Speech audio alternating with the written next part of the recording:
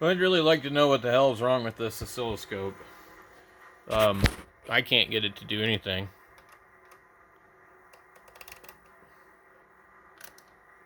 We're looking at the voltage out of the outlet. And it's like something doesn't work. Obviously, we see we got all kinds of weird stuff happening.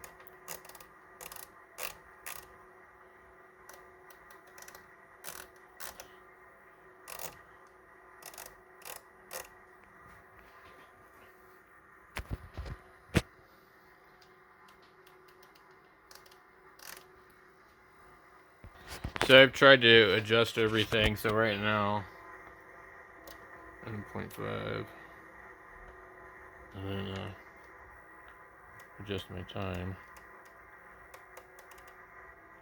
Eventually, it'll show that. It won't do anything. It's just like, I don't know. It used to work.